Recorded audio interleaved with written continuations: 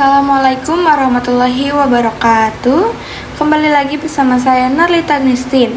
Kali ini saya akan membahas materi tentang Internet Gateway. Nanti saya membahas pengenalan Internet Gateway, lalu ada tahapan konfigurasi Internet Gateway, dan yang terakhir ada NAT tricks. Materi pertama yaitu pengenalan Internet Gateway. Jadi contohnya terdapat 3 PC klien, 1 switch, dan 1 router mikrotik yang terhubung ke internet, yaitu ISP. Nah, goalsnya router itu bisa mendapatkan internet yang nantinya akan di-sharing ke klien sehingga kumpulan PC klien bisa akses internet. Inilah yang dinamakan konsep Internet Gateway, yaitu menjadikan router kita mendapatkan internet yang kemudian di-sharing kepada klien. Sehingga jika kita rangkum bahwa network environment atau lingkungan jaringan kita bisa akses internet baik dari sisi networking tools maupun sisi klien. Nah, kalau sisi klien bisa internetan melalui mikrotik, maka router kita sudah bisa kita sebut sebagai Internet Gateway. Selanjutnya ada tahapan konfigurasi Internet Gateway, yaitu yang ke-1 ada konfigurasi WAN, kedua konfigurasi LAN, ketiga konfigurasi NAT. Nah, tadi yang ke-1 itu ada konfigurasi WAN, yaitu Wide Area Network. Nah, langkah pertama dalam menghubungkan Internet Gateway ke penyedia layanan internet, yaitu ISP. Nah, berikut adalah elemen-elemen penting dalam konfigurasi WAN, yaitu ada DHCP client.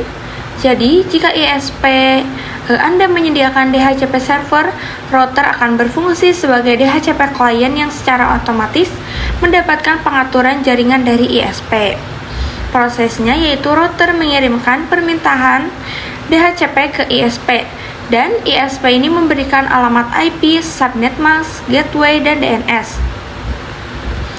Lalu B, IP address. Nah, dari ISP ini, jika menggunakan DHCP, alamat IP akan diberikan secara otomatis.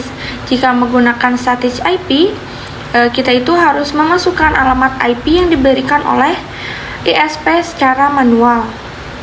C, ada gateway, yaitu alamat IP dari router ISP yang digunakan untuk mengirimkan data ke internet.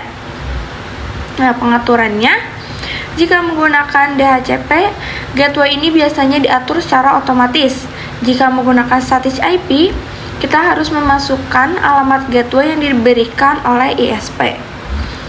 D, yaitu DNS, Domain Name System. Server DNS ini digunakan untuk menerjemahkan nama domain menjadi alamat IP.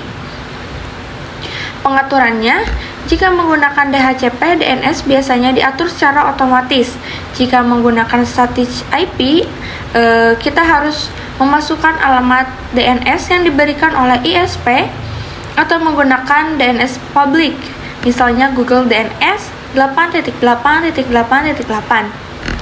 Lalu E, manual. Nah, pengaturan manual ini jika ISP tidak menyediakan DHCP, kita harus mengkonfigurasi semua pengaturan, yaitu IP address, gateway, DNS ini secara manual. 2, yaitu konfigurasi LAN, Local Area Network. Konfigurasi LAN yaitu adalah langkah untuk mengatur jaringan lokal yang terhubung ke Internet Gateway. Nah, berikut adalah elemen-elemen penting dalam konfigurasi LAN, yaitu ada A, konfigurasi IP address. Nah, ini adalah alamat IP yang digunakan untuk perangkat di jaringan lokal, seperti PC, printer, dan lain-lain. Pengaturannya yaitu tentukan alamat IP untuk router, yaitu misalnya 192.168.1.1, dan subnet masknya itu biasanya 255.255.255.0. Lalu B, konfigurasi DHCP server. Nah, DHCP server pada router ini memberikan alamat IP secara otomatis kepada perangkat di jaringan lokal. Pengaturannya yaitu aktifkan DHCP server di router, Lalu tentukan tentang alamat IP yang akan diberikan kepada klien. Lalu konfigurasi waktu sewanya. Last time yaitu untuk alamat IP yang diberikan. Yang ketiga, ada konfigurasi NAT, yaitu Network Address Translation.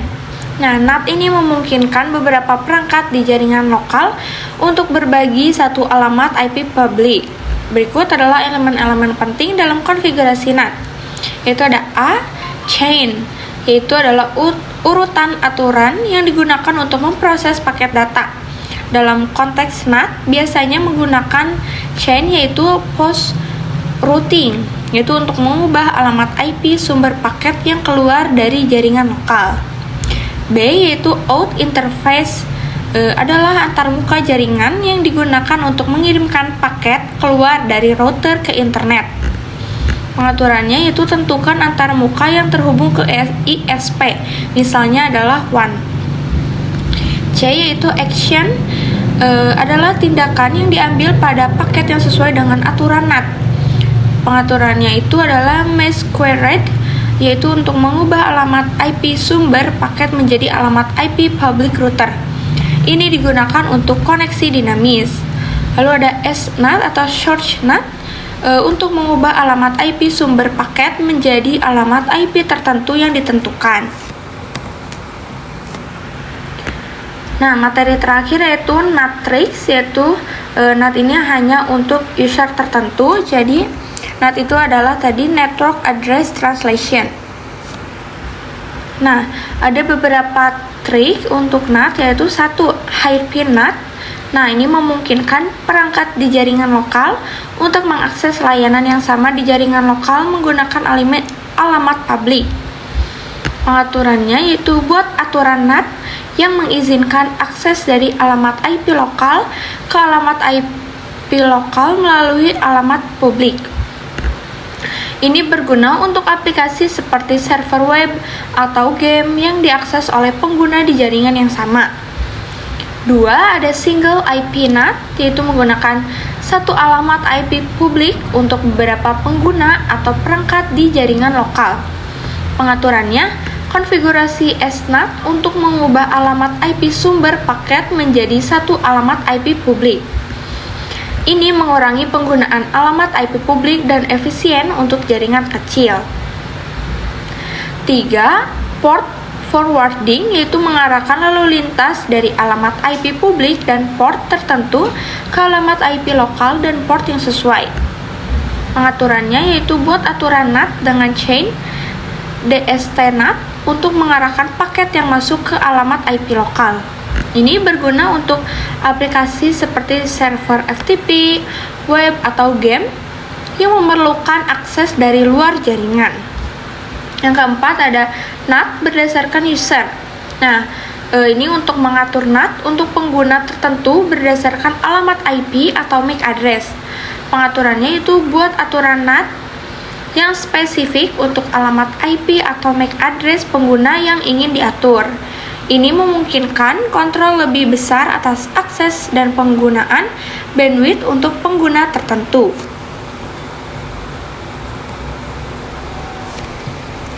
Nah, segitu saja materi yang sudah saya bahas tadi. Sampai jumpa di video selanjutnya, semoga bermanfaat. Wassalamualaikum warahmatullahi wabarakatuh.